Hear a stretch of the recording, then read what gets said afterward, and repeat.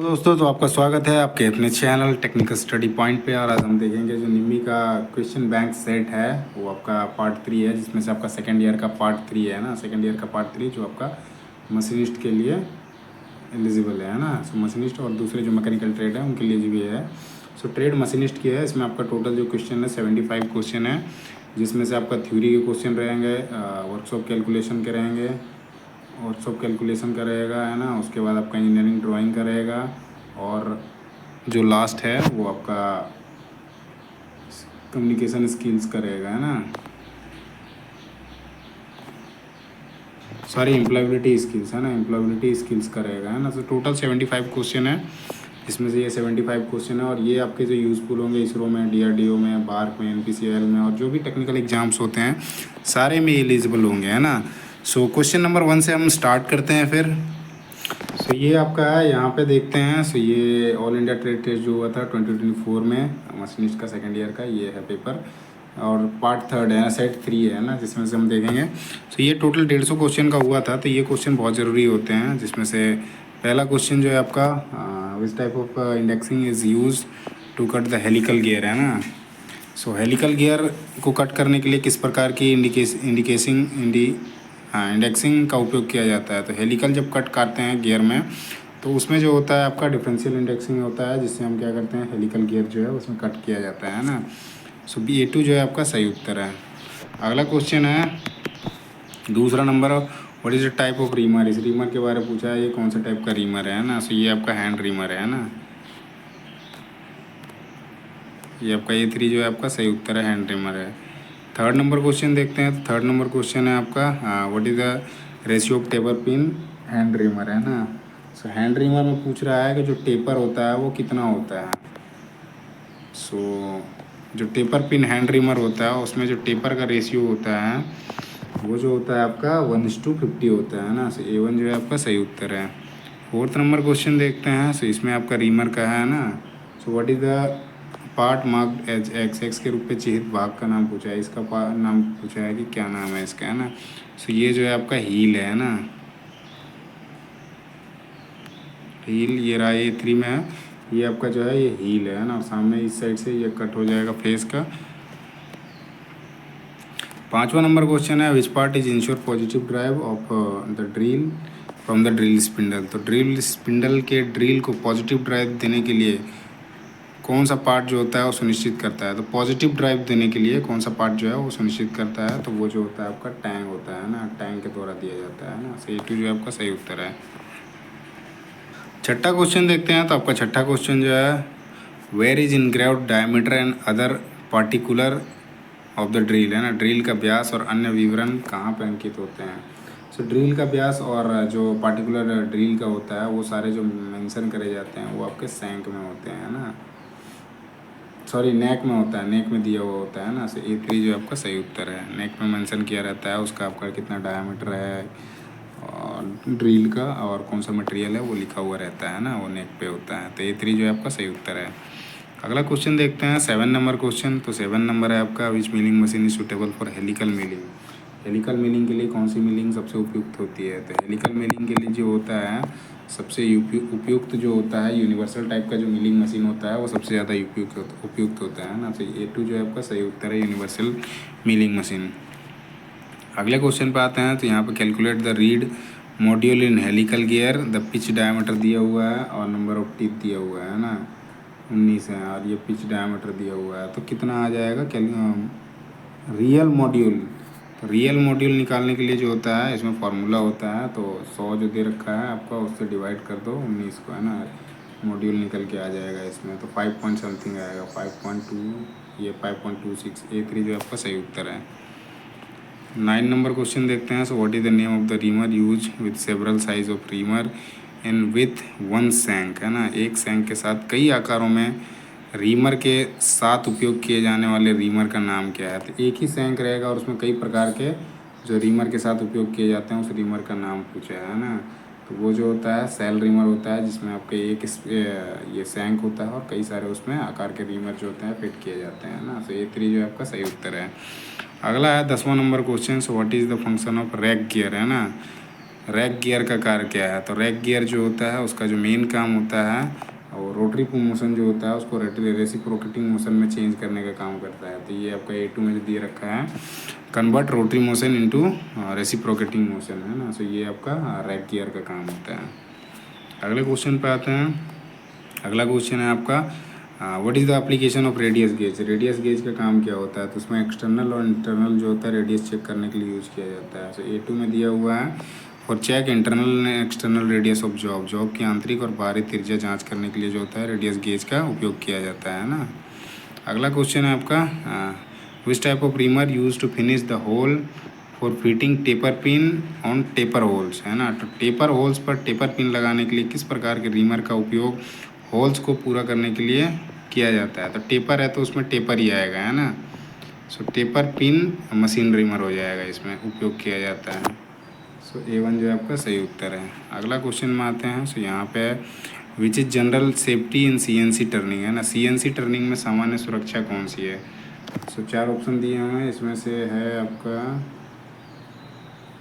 ये आपका A1 जो है आपका यही सही उत्तर हो जाएगा। Do not use non standard tool holder, है ना। तो नॉन स्टैंडर्ड टूल्स या फिर होल्डर का उपयोग नहीं करना चाहिए CNC मशीन में टर्निंग में, ना। अगला क्वेश्चन है what is the safety check on CNC machine after start, है ना। CNC मशीन चालू होने के बाद उसकी सुरक्षा जांच क्या होती है? CNC जब स्टार्ट कर देते हो उसके बाद जो होता है वो क्या चेक करना चाहिए? वो सेफ्टी चेक होता है। तो वो आपका जो फंक्शन होता है, फंक्शन सही काम कर रहा है कि नहीं कर रहा है, वो चेक करना चाहिए ना। सो A1 में दे रखा है check the function, check function है। चेक फंक्शन की जांच करने के लिए जो होता है वो सेफ्टी के नज़रिए से होता है, तो वो आपका चेक करना ज़रूरी है ना जब स्टार्ट हो जाएगा उसके बाद। सो A1 जो है आपका सही उत्तर है। अगला क्वेश्चन है ये 15 नंबर का, इसमें डायग्राम दिया हुआ है। Name the what is the name of machine system. इस मशीन सिस्टम का नाम पूछा है, इसका क्या नाम है ना। तो ये जो मशीन सिस्टम है ऑटो टूल चेंजर है ना। ये आपका लिख रखा है A2 में ऑटो टूल चेंजर। सो ये जो फिगर है आपका दिखाया हुआ है ये ऑटो टूल चेंजर का फिगर है ना। अगला क्वेश्चन है आपका 16 नंबर। सो यहाँ पे आपका क्वेश्चन है what is the first step to stop CNC machine if an accident happen while working, है ना। काम करते समय किसी दुर्घटना के होने पर CNC मशीन को रोकने के लिए जो पहला कदम हम लेते हैं, पहला स्टेप लेते हैं, वो क्या होता है? तो जब भी CNC किसी एक्सीडेंट में मतलब किसी प्रकार का मतलब दुर्घटना होने होता है या फिर कोई भी अनवांटेड चीज़ वैसे दिखता है, तो सबसे पहले जो हमें करना होता है इमरजेंसी स्विच को बंद करना होता है, जिससे स्विच बंद हो जाएगा, है ना। तो A2 जो है आपका सही उत्तर हो जाएगा। प्रेस इमरजेंसी स्विच, आपातकालीन स्विच प्रेस करना चाहिए जब भी कोई एक्सीडेंट हो जाती है, दुर्घटनाग्रस्त होने पर CNC मशीन को रोकने के लिए जो पहला स्टेप है आपका इमरजेंसी स्विच दबाना है। अगला क्वेश्चन है आपका विच मोटर, थोड़ा जूम कर देता हूँ, है ना। So which motor control the axes of CNC machine, है ना। CNC मशीन के अच्छों को कौन सा मोटर कंट्रोल करती है? जो CNC मशीन होता है उसमें जो आपका उसके जो एक्सिस होते हैं, अक्ष जो होते हैं, उसको कंट्रोल करने के लिए जो मोटर लगी रहती है वो जो होता है आपका तो सर्वो मोटर होता है ना। A3 जो है आपका सही उत्तर हो जाएगा, सर्वो मोटर। 18 नंबर क्वेश्चन देखते हैं इसमें which mechanism reduce the backlash of CNC lathe. तो कौन सा मैकेनिज्म CNC लेथ के बैकलेस को कम करता है? तो CNC जो होता है लेथ मशीन, उसमें जो बैकलेस होता है उसको रिड्यूस करने का काम जो करता है या कम करने का जो काम करता है वो आपका जो होता है रिड्यूसिंग, सॉरी ये लिखा हुआ है नट के साथ जो होता है ना रिसर्कुलेटिंग बॉल स्क्रू जो होता है उसी से किया जाता है ना। आपका जो बैकलेस होता है उसको कम किया जाता है रिसर्कुलेटिंग बॉल स्क्रू विथ नट। तो A3 जो है आपका सही उत्तर हो जाएगा। उसके बाद है 19 number question which गाइडवेज separate the surface contact between the sliding parts bye a thin layer of fluid, है ना। तो कौन सा गाइडवेज स्लाइडिंग पार्ट्स बीच सरफेस कॉन्टैक्ट को फ्लूइड की एक पतली लेयर द्वारा अलग करता है? तो वो जो होता है आपका हाइड्रोस्टेटिक गाइडवेज जो होता है, उससे क्या होता है जो बीच के जो सरफेस स्लाइडिंग पार्ट्स होते हैं उसके बीच में जो कांटेक्ट की फ्लूइड होती है पतली लेयर जो है अलग से उसमें थोड़ा सेपरेट करने का काम करता है ना। सो आपका होता है हाइड्रोलिक गाइडवेज होता है। 20 नंबर क्वेश्चन देखते हैं, तो इसमें what is the role of G word in part programming function. तो जी के बारे में पूछा है, पार्ट्स प्रोग्रामिंग फंक्शन में जी शब्द की भूमिका क्या है। तो जी जो होता है आपका बेसिकली यूज़ किया जाता है जो प्रोप्राइटरी फंक्शन होता है, मतलब इनिशियल जो प्रारंभिक कार्य होता है ना, उसमें आपका जी फंक्शन होता है ना। उसमें दो तरह के होते हैं, जी कोड होता है, एम कोड होता है ना। तो आपका जो प्रारंभिक कार्य होता है उसमें जी शब्द की भूमिका होती है प्रोग्रामिंग में। उसके बाद है आपका 21 number question, which is the method in avoidance of collision due to program, है ना। प्रोग्राम के कारण होने वाले कॉलिजन बेसिकली टक्कर से होता है। टक्कर से बचने के लिए कौन सा तरीका है। जब हम मशीन स्टार्ट करते हैं ना, उसके बाद जो आपका कॉलिजन का चांसेस बनता है, उसको हम यदि बचना है उससे, तो सबसे पहले क्या करते हैं हम, फुल साइकिल जो होता है सिमुलेशन करना होता है। उससे पूरा का पूरा प्रोग्राम जो है हमारा चेक हो जाएगा, है ना। तो A1 जो आपका सही उत्तर है। अगला क्वेश्चन है आपका 22 number, what is the expansion of MDI in CNC। So MDI का फुल फॉर्म पूछ रखा है, CNC में MDI का विस्तार क्या है ना।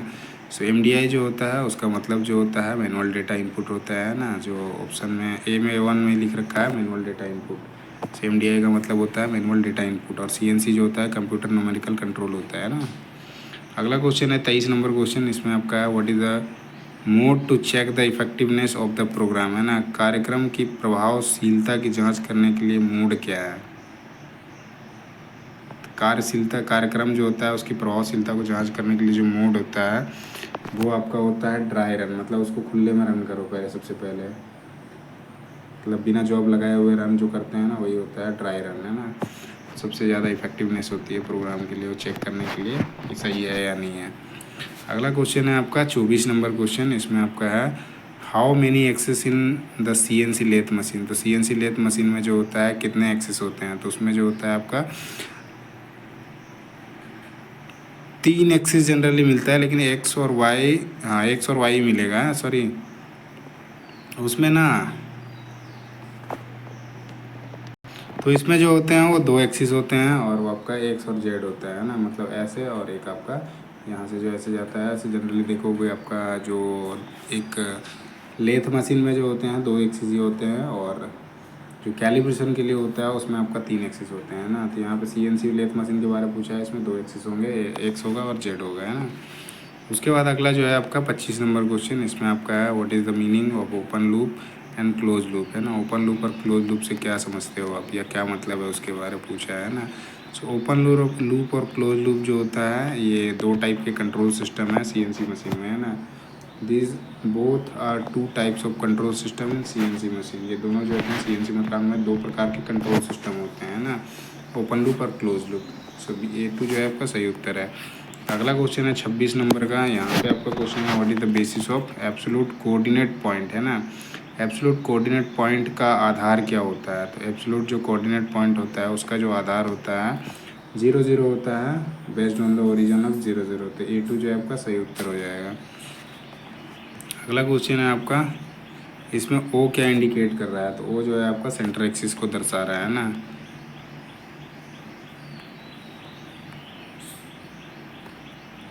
सॉरी, ये ओरिजिन को दिखा रहा है ना, जहाँ से ओरिजिन हो रहा है। ये सेंटर एक्सिस नहीं है, ओरिजिन पॉइंट है, यहाँ से एक्स निकल रहा है, ये वाई निकल रहा है ना। सो ये ओरिजिन पॉइंट हो जाएगा। सो A2 जो है आपका सही उत्तर है। अगला क्वेश्चन है 28 नंबर में, what is the directional value of X and Y. इसके बारे में पूछा है एक्स और वाई का, है ना। सो ऑप्शन में देखते हैं, ये दोनों नेगेटिव में है ना।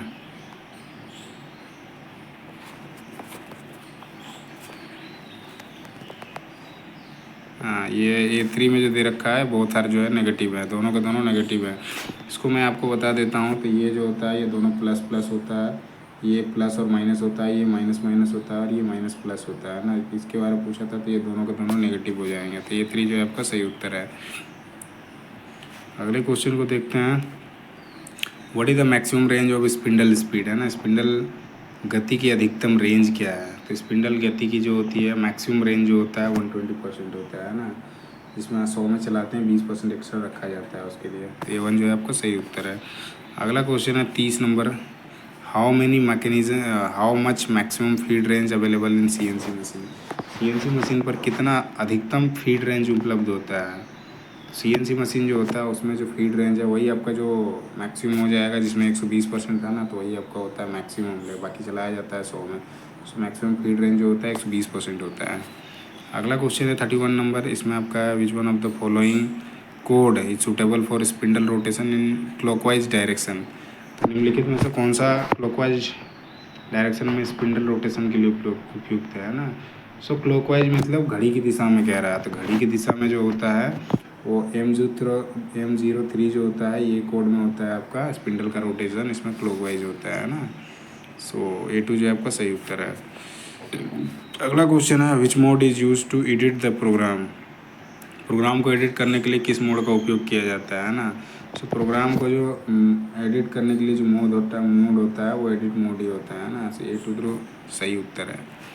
अगला क्वेश्चन है आपका 33 नंबर, इसमें आपका which mode we can input the program command manually है ना। प्रोग्राम कमांड को हम किस मोड में मैनुअल रूप पे इनपुट कर सकते हैं, मतलब खुद से कर सकते हैं, उसके बारे में। तो वो जो होता है आपका जो MDI मोड होता है इस पे कर देते हैं ना। मैनुअल डेटा इनपुट जो है इसमें आपका मैनुअल रूप से डेटा को इनपुट कर सकते हो है ना। सो MDI मोड हो जाएगा, ये 3 जो है सही उत्तर है। अगला है 34 number, which mode the program will be executed continuously one block after another block. तो किस मोड पर प्रोग्राम को एक ब्लॉक के बाद लगातार अन्य ब्लॉक पर एग्जीक्यूट किया जाएगा। तो ये जनरली ऑटो मोड जो होता है उसमें आपका एक के बाद एक होता है ना। अगला क्वेश्चन पे चलते हैं हम 35 number, which of the following feedback device can sense both speed and position. तो निम्नलिखित में से कौन सा फीडबैक डिवाइस जो होता है स्पीड और पोजीशन दोनों को समझ सकता है। तो फीडबैक की डिवाइस लगी होती है जो आपका स्पीड को और जो पोजीशन होता है दोनों को समझ सकता है। तो कौन सा है इनमें से पूछा है, तो वो आपका इनकोडर होता है जो आपका दोनों को समझ सकता है ना। तो A3 जो आपका सही उत्तर है। अगला क्वेश्चन है आपका 36 नंबर का, what is the purpose of MDI है ना। मैनुअल डेटा इनपुट का काम क्या होता है। सो उसमें क्या करते हैं, एडिट प्रोग्राम डेटा है ना। Sorry, move the axis by manually हो जाएगा। सो A2 जो है आपका सही उत्तर है ना। पर्पस क्या होता है, मैनुअली उसको मूव करने के लिए होता है ना। मैनुअली डेटा को जो भी मैनुअली करने का है काम उसमें आपका MDI इनपुट होता है ना। मैनुअल डेटा इनपुट उसी के द्वारा करते हैं। सो एक्सिस को मैनुअल रूप से मूव करने के लिए जो होता है MDI मोड लगा होता है। अगला क्वेश्चन है which mode is use while loading unloading the work piece in CNC machine. So CNC machine में वर्क पीस को लोड अनलोड करते समय किस मोड का उपयोग किया जाता है। लोड और अनलोड करते समय CNC मशीन में जो एक मोड उपयोग किया जाता है उस मोड का नाम पूछा है, तो वो कौन सा मोड है, तो वो आपका जॉब मोड होता है ना। सो A3 जो है आपका सही उत्तर है। अगले क्वेश्चन पे आते हैं। सो यहाँ पे आपका what is the indication of M क्या दिखा रहा है, इस M के बारे में पूछा है, ये M क्या दिखा रहा है ना। सो ये M जो है आपका मशीन 0 पॉइंट दिखा रहा है ना। ये आपका A1 जो है आपका सही उत्तर है, मशीन 0 पॉइंट है ये जो है M, ये मशीन 0 पॉइंट है ना। अगले क्वेश्चन पे आते हैं 39 नंबर पे। तो 39 नंबर क्वेश्चन है what is the unit of strain. विकृति की जो होती है इकाई क्या होती है। तो विकृति की जो इकाई होती है इसमें कोई विकृति की किसी प्रकार की कोई इकाई नहीं होती है। सो नो यूनिट हो जाएगा ना। A4 जो है आपका सही उत्तर है। अगले क्वेश्चन पे आते हैं।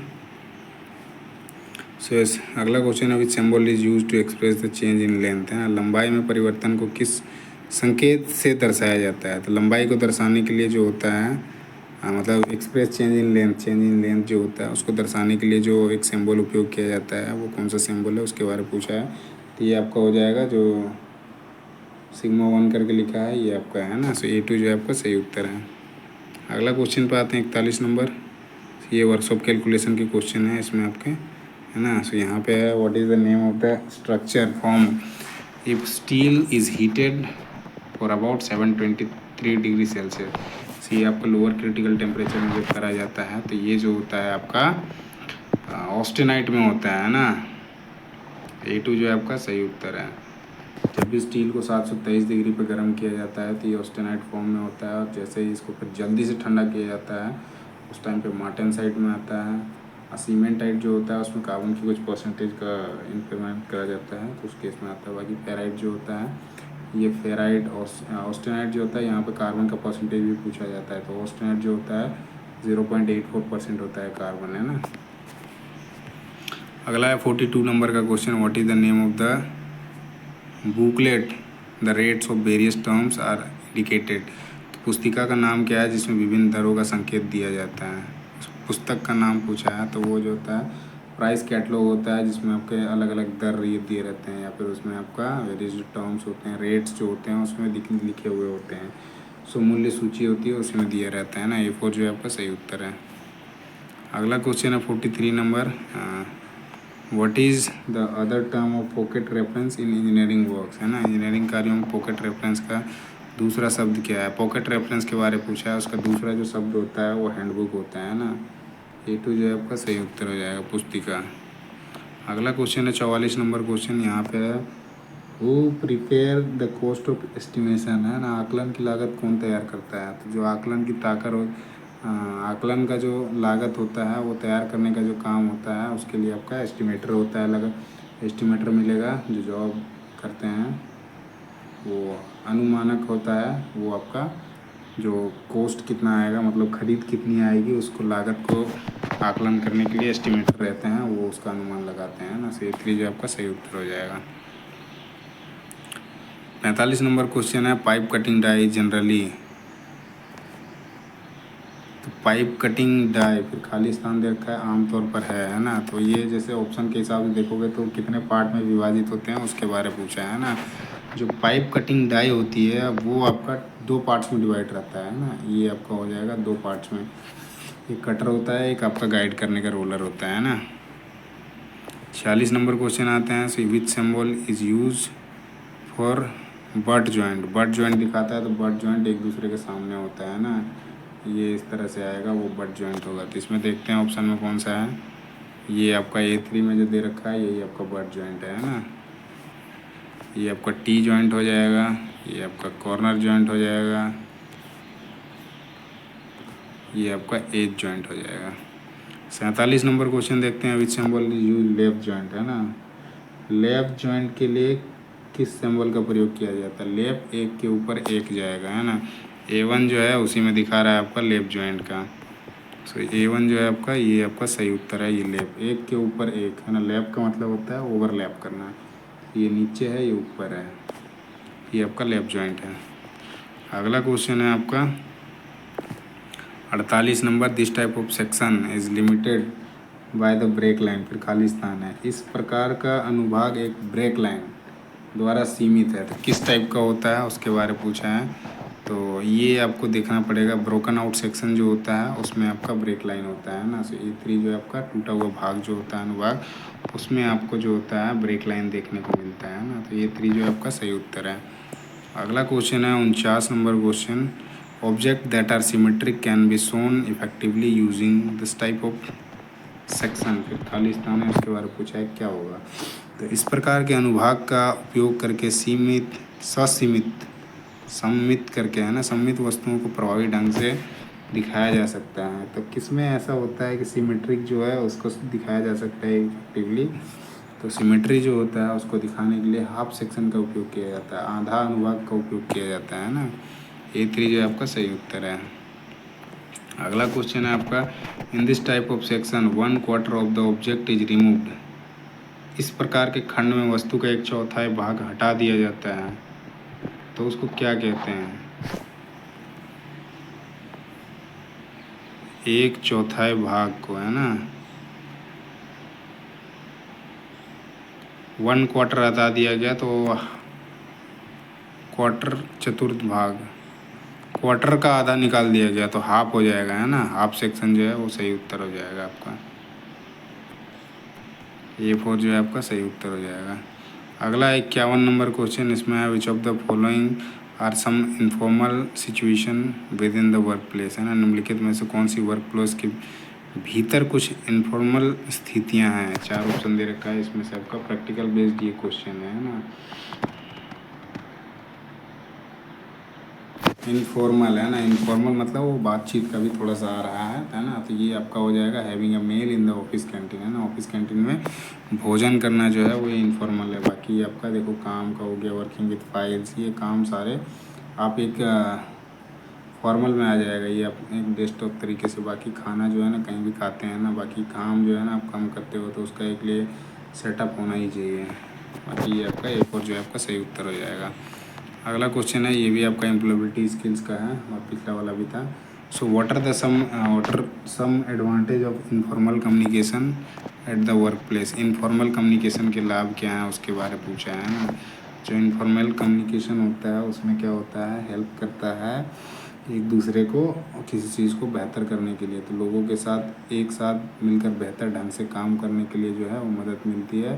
आपका वो इनफॉर्मल कम्युनिकेशन होता है वर्क प्लेस में, जहाँ पे लोगों से भाईचारे करके काम करते हैं ना, वो आता है। तो A1 जो आपका सही उत्तर हो जाएगा। अगला है आपका 53 number question, one of the information is an informal conversation with the co-worker is. So co-worker मतलब साथ में काम करने वाला होता है। किसी कोवर्कर के साथ इनफॉर्मल कन्वर्सेशन मतलब बात करने का दी गई जानकारी में से एक है। 4 ऑप्शन दिया गया है, इसमें से पूछा है कि कौन सा होगा, है ना। तो इसमें से आपका इनफॉर्मल में ये A2 जो है ना उसका घर पूछने के बारे, बाकी आपका जैसे क्या रोल है ये इनफॉर्मल नहीं है, फॉर्मल में आ जाएगा, है ना। एक्सपीरियंस हो गया ये भी फॉर्मल में आ जाएगा। ऑफिस टाइमिंग ये भी फॉर्मल है। बाकी ये घर पूछना ये आपका इनफॉर्मल है, क्योंकि चीज़ें वो आपका पारिवारिक जैसे आ जाता है ना उस तरह से, तो वो आपका इनफॉर्मल हो जाता है। अगला क्वेश्चन है 54 नंबर का, इफ़ अ को worker ask for a support with a task proper way of responding is. मतलब यदि कोई सहकर्मी किसी कार्य के लिए सहायता मांगता है तो प्रतिक्रिया देने का उचित तरीका क्या है। खाली स्थान है, क्या उचित तरीका हो सकता है उसके बारे में पूछा है। तो जब भी आप किसी के साथ काम कर रहे होते हैं तो उस टाइम में किसी से सहायता मांगना है तो उस टाइम पे आप जैसे जवाब देते हो तो वहाँ पे इस तरह का आएगा, श्योर मतलब ज़रूर मैं मदद कर सकता हूँ, आपको किसी चीज़ की ज़रूरत है तो ये आपका A3 जो आपका सही उत्तर हो जाएगा।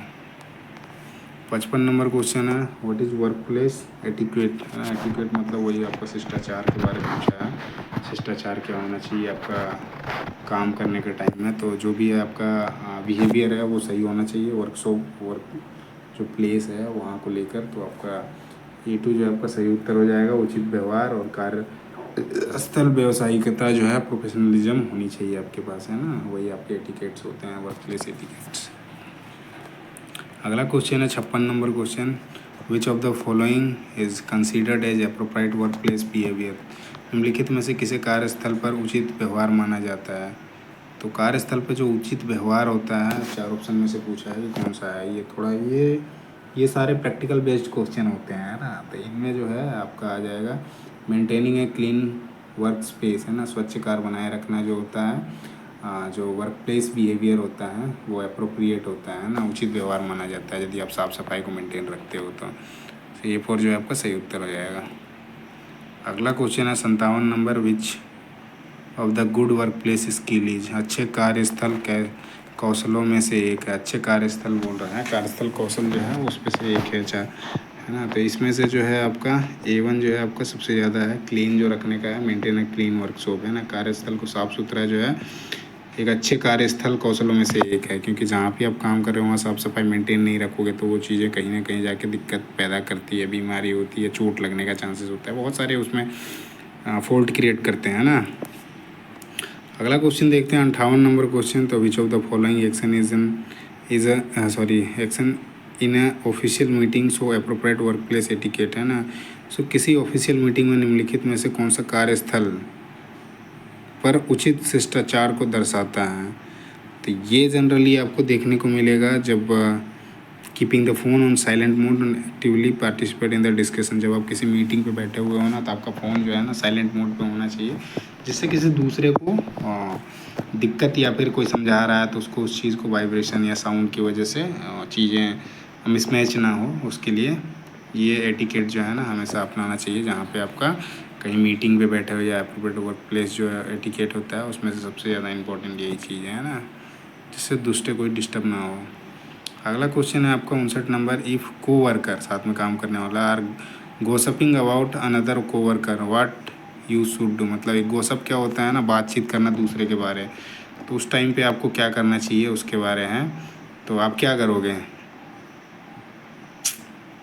तो वो यही चीज़ होता है कि फील करना चाहिए कि गॉसिप करना कार्यस्थल पर जो होता है अनुचित व्यवहार है ना, वो सही नहीं है। इसलिए इस चीज़ को आपको ध्यान रखना चाहिए। फालतू जो है ना बकवास या फिर हम बात करते हैं, तो उससे ज़्यादा इम्पोर्टेंट होता है कि हम जहाँ काम कर रहे हैं, जिस चीज़ के लिए काम कर रहे हैं, उस चीज़ के बारे में बात करो तो वो सही होता है ना। अगला क्वेश्चन देखते हैं, 60 नंबर क्वेश्चन है। सो इसमें आपका विच of the following statement about good team work, good team work निम्नलिखित में से कौन सा एक कथन अच्छी टीम वर्क को दर्शाता है? तो इसमें से जो है आपका तीसरा नंबर जो है आपका सही उत्तर है, एक समान लक्ष्य की दिशा में मिलकर काम करना चाहिए। Working together towards a common goal, सबका एक गोल होना चाहिए, हमें क्या करना है नहीं करना है ना। सो ये आपका गुड टीम वर्क को दर्शाता है ना, और सही स्टेटमेंट भी है। 61 नंबर क्वेश्चन देखते हैं, विच of the following is required for team work, है ना। टीम वर्क के निम्नलिखित में से क्या आवश्यक है? टीम वर्क के लिए जो होता है आवश्यक, निम्नलिखित में से आवश्यक जो होता है वो सबसे ज़्यादा ज़रूरी है आपका कम्युनिकेशन, है ना। उचित कम्युनिकेशन होना बहुत ज़रूरी है टीम वर्क के लिए। यदि ये कम्युनिकेशन नहीं गैप रहेगा ना तो काम नहीं होता है सही से। टीम का कोई बंदा जो होता है ना फिर कहीं ना कहीं छूट जाता है आगे पीछे, है ना। 62 नंबर क्वेश्चन देखते हैं। So while working on a project with other teammates, है ना, which of these make a good team player. Team के अन्य साथियों के साथ किसी प्रोजेक्ट पर काम करते समय इनमें से कौन सा एक अच्छा टीम प्लेयर बनता है? जो बंदा आइडियाज़ ट्रांसफ़र करता है या फिर शेयरिंग करता है और साथ ही टीम वर्क जो होता है उसमें फास्टर होता है ना, उसमें मदद करता है, तो ये A2 जो है आपका सही उत्तर हो जाएगा। टीम को तेज़ी से काम करने में मदद करने के लिए जो आइडिया शेयर करना जो होता है वो गुड टीम प्लेयर होता है ना, अच्छा टीम प्लेयर बनता है वो। अगला क्वेश्चन देखते हैं 63 नंबर पे। So your team has complete a challenging project successfully, how should you celebrate the success, है ना। आपकी टीम में एक चुनौतीपूर्ण प्रोजेक्ट सफलतापूर्वक पूरा किया गया, आपको सफलता का जश्न कैसे मनाना चाहिए? सिंपल है भाई, इसमें सबको ग्रीटिंग करो, थैंक यू करो और सबको मदद करो, तो वही होता है, वैसे मदद करना चाहिए। तो A4 जो है आपका thank everyone in your group for helping, है ना। मदद करने के लिए आप सब अपने समूह के सभी लोगों को जो होता है धन्यवाद करना चाहिए। इस तरह से आपका जश्न होगा। बाकी पार्टी वार्टी तो जैसे केक वेक कटने को हो गए या फिर मिठाई बांटना हो गया, ये सब तो होता ही है, लेकिन अकॉर्डिंग टू ऑप्शन के हिसाब से जाओगे तो A4 जो आपका सही उत्तर है। 64 नंबर क्वेश्चन पे आते हैं, if a teammate is struggling to complete their assign task, है ना, व्हाट शुड यू डू। मतलब यदि आपका कोई टीम का साथी जो है निर्धारित कार्य को पूरा करने में संघर्ष कर रहा है तो आपको क्या करना चाहिए? तो आपको क्या करना चाहिए? उसको मदद करना चाहिए, है ना। हाँ, ये आपका A2 जो लिख रखा है वो आपका सही उत्तर हो जाएगा। Offer to help and support them to complete their task, है ना। उसके टास्क को जो होता है पूरा करने के लिए उन्हें हेल्प और सपोर्ट ऑफर करना चाहिए। अगला क्वेश्चन है आपका, इसमें पहले ही खाली को स्थान दे रखा है। इसमें is influence by rapid change in technology, प्रौद्योगिकी में तेज़ी से बदलाव से प्रभावित है। इसमें आपका जो फ्यूचर ऑफ वर्क होता है उसी से सबसे ज़्यादा जो टेक्नोलॉजी में तो होता है वो बदलाव से प्रभावित होता है। कार्य का जो भविष्य होता है उसी में, है ना। सो A1 जो है आपका सही उत्तर है।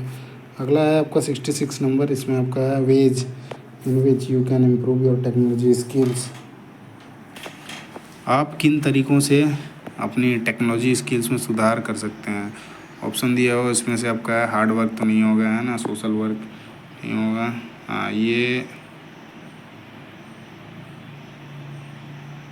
हो जाएगा, है ना, सोशल मीडिया है, ऑनलाइन डिजिटल टूल्स, है ना। इससे आप क्या करते हो? अपने टेक्नोलॉजी स्किल्स में सुधार कर सकते हो। तो A4 जो है आपका सही उत्तर है। 67 नंबर है जिग इकोनॉमी है। तो जिग अर्थव्यवस्था के बारे में पूछा है। तो जिग इकोनॉमी जो होता है A1 जो है ये आपका सही उत्तर है। कार्य का एक सिस्टम जहाँ लोग पार्ट टाइम रूप में काम करते हैं वही आपका जिग अर्थव्यवस्था कहलाता है ना। System of work way people work in part time, जहाँ पर पार्ट टाइम लोग काम करते हैं वही आपका जिग जो है जिग अर्थव्यवस्था कहलाता है ना। अगले क्वेश्चन पे आते हैं, इसमें पहले ही खाली स्थान है, उसके बाद देखा रहा है great way for gig worker to find job, है ना। गिग श्रमिकों के लिए नौकरी खोजने का एक शानदार तरीका है। तो तो इसके शानदार तरीका है जी हो गया पार्ट टाइम के लिए आपका ऑनलाइन जो प्लेटफॉर्म्स होते हैं या ऐप्स होते हैं उनसे मिल सकता है। तो ये टू जो आपका सही उत्तर है। 69 नंबर क्वेश्चन देखते हैं। Which among the following is self employment idea, है ना, निम्नलिखित में से कौन सा एक स्वरोजगार विचार है, इसमें से पूछा है। तो कौन सा है जो आपका स्वरोजगार का एक विचार है। तो इसमें से आपका हो जाएगा freelancing, boutique owner, home catering service, तीनों के तीनों है ना। तो ऑप्शन दे रखा है 4 में, ऑल ऑफ द ऑप्शन हो जाएगा। ये सारे के सारे स्वरोजगार के विचार हैं ना।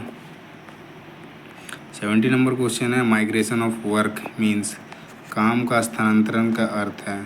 जो काम का स्थानांतरण का वर्क होता है उसका मतलब यही होता है कि आप दूसरे तरीके की जॉब खोज रहे हो। Going to a different place to find a job, मतलब माइग्रेट करना मतलब एक जगह से दूसरे जगह जाना है ना। और वर्क मीन्स मतलब जॉब को ढूंढ कर रहे हो, जॉब ढूंढ रहे हो ना। तो going to work, going to different place to find a job, नौकरी ढूंढने के लिए किसी दूसरे स्थान पर जाना।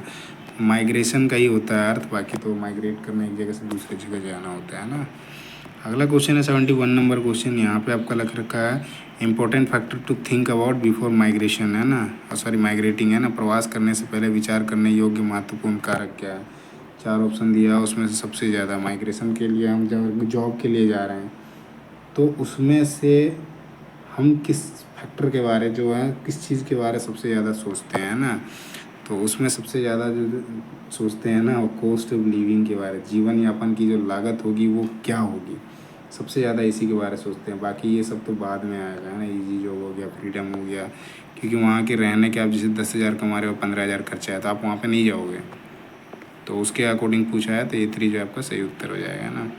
अगला है 72 number question. Skill India digital age, skill India digital क्या है।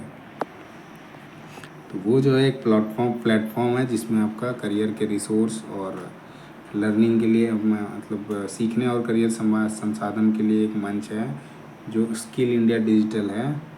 उसमें आपका प्लेटफॉर्म दिया जाता है इसमें सीखने के लिए और करियर खोजने के लिए एक मंच है ना। सो यही आपका A2 जो आपका सही उत्तर हो जाएगा। अगला है 73 number question. Creating a digital CV होता है सर्कुलर बिटाई करके होता है, and share it with a QR code is a digital CV बनाना और उसे QR कोड के साथ साझा करना क्या है।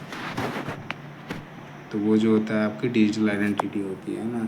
A1 जो है आपका सही उत्तर है। QR कोड में जैसे आप QR कोड बनता है ना, इस तरह का कुछ रहता है उसमें, जैसे फ़ोनपे, गूगल पे उसमें मिलेगा, पेटीएम में, उस तरह का आपका CV का जो है ना QR कोड डालोगे तो आपका डिजिटल आइडेंटिटी हो जाएगा, है ना। उसमें सारा चीज़ आपका रहेगा मेंशन करा हुआ। 74 नंबर क्वेश्चन है। Separating paper and plastic from bio waste before throwing them away, जैव कचरे को फेंकने से पहले कागज़ और प्लास्टिक को अलग करना क्या होता है। तो वो जो होता है आपका ग्रीन माइंडसेट उसको बोल सकते हो, है ना। A2 जो है आपका सही उत्तर हो जाएगा। चीज़ों को अलग करना और जो जैव कचरे हैं और अजैव कचरे हैं दोनों को अलग करके करना जो होता है वो आपका ग्रीन माइंडसेट में आ जाएगा, है ना। सो A2 जो आपका सही उत्तर है। लास्ट क्वेश्चन है ये, और 75 नंबर क्वेश्चन है इसमें। Good practice of a green mindset is, तो ग्रीन माइंडसेट के लिए एक अच्छा अभ्यास है क्या है। इसमें से ऑप्शन दे रखा है, तो इसमें से जो है सबसे अच्छा ऑप्शन चीज़ों को अलग अलग करो और उसको रिसाइकल करो, है ना। A4 जो है आपका सही उत्तर है। सेपरेट एंड रिसाइकल वेस्ट, कचरे को अलग करें और उसका पुनर्चक्रण करें, है ना। यही जो होता है ग्रीन मतलब good practice for green mindset. तो ग्रीन माइंडसेट के लिए अच्छा अभ्यास जो होता है चीज़ों को अलग करना और उसको रिसाइकल करना वेस्ट को, है ना। तो A4 जो है सही उत्तर है। तो 75 क्वेश्चन थे टोटल हो गए हैं। इसमें आपका नीचे मिल जाएगा ये जो आपके आंसर किए हैं यहाँ पे दिए हुए हैं टोटल 75 के, यहाँ से भी आप देख सकते हो। ये मैं अपलोड कर दूँगा जो आपका टेलीग्राम चैनल है, टेक्निकल स्टडी पॉइंट करके है ना, टेक्निकल स्टडी पॉइंट, वहाँ लिंक दिया हुआ है। प्रोफाइल में जाओगे ना यूट्यूब का, वहाँ पे मिल जाएगा। तो वहाँ से आप डायरेक्टली कनेक्ट होकर PDF को डाउनलोड कर सकते हो आप आसानी से टेलीग्राम चैनल से, है ना। सो इस वीडियो को यहीं पे एंड करते हैं, और वीडियो अच्छा लगे तो वीडियो को लाइक करो, चैनल को सब्सक्राइब करो, साथ ही अपने दोस्तों के साथ शेयर करना ना भूलें, जिससे आपकी ग्रुप्स भी बनेगी, आप आसानी से तैयारी भी कर सकते हो मिलजुल के, है ना। सो धन्यवाद और जय हिंद।